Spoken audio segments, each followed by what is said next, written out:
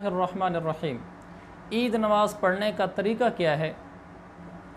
ईद उल फ़ित्र हो या ईद उल अज़हा हो, दोनों नमाज़ों का एक ही तरीक़ा है, सिर्फ़ नीयत में फ़र्क होता है। बाकी नमाज एक ही तरीके से पढ़ी जाती है।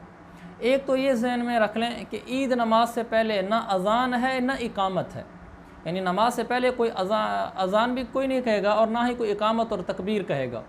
और दूसरा, जो ईद नमाज है इसमें जो क़िरात करता है इमाम, वो क़िरात जहरन यानी ऊंची आवाज़ में की जाएगी, जैसे जुम्मे की नमाज में इमाम ऊंची आवाज़ में क़िरात करता है।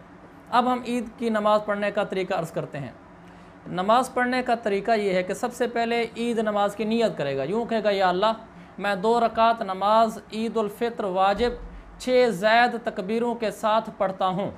अगर ईद उल अज़हा होगा तो ये कहेगा कि 2 रकात नमाज ईद उल अज़हा वाजिब 6 ज़ैद तकबीरों के साथ पढ़ता हूँ, और उसके बाद अल्लाहु अकबर कह लेगा। ऐसे कहेगा, अल्लाहु अकबर कह के ये हाथ बांध लेगा। फिर इमाम सुबहानक अल्लाहुम्मा पढ़ेगा आखिर तक।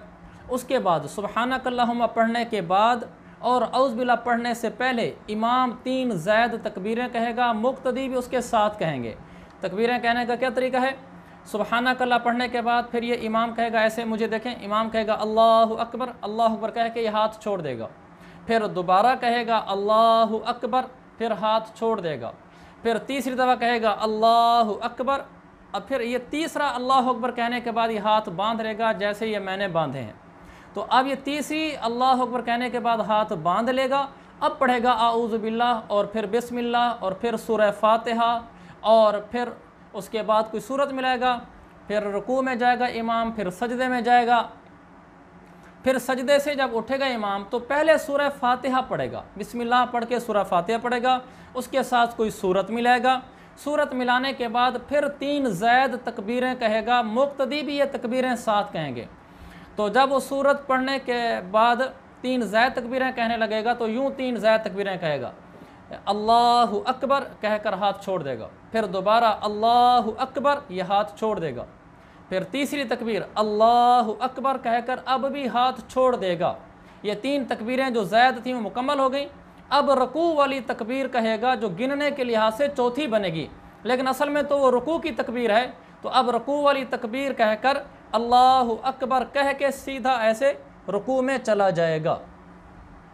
तो रुकू करेगा, फिर सजदा करेगा, उसके बाद अत्तहियात और नमाज मुकम्मल करेगा। नमाज के बाद 2 खुतबे होंगे।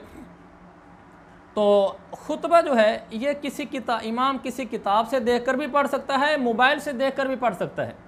यहाँ ये मसला भी सुन लें कि ईद नमाज के लिए खुतबा शर्त नहीं है, यानी फ़र्ज़ नहीं है, ज़रूरी नहीं है, सुन्नत है। लिहाजा किसी वजह से अगर खुतबा पढ़ना रह गया, मसलन उसको आता ही नहीं था, उसने नहीं पढ़ा, या किसी वजह से बहरहाल खुतबा नहीं पढ़ा और ख़ुतबा रह गया, तो मसला ये है कि ईद की नमाज बहरहाल अदा हो गई है। व आखिर दावाना अनिल हम्दुलिल्लाहि रब्बिल आलमीन।